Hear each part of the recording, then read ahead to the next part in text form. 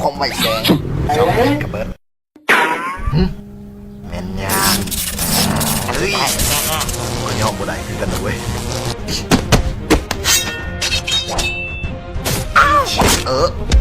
อาจารย์ยิบมาเอง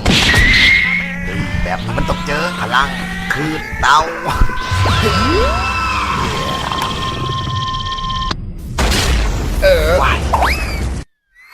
ได้โอกาสแล้ว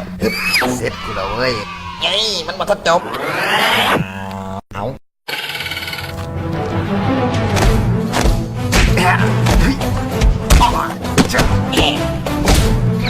เฮ้ย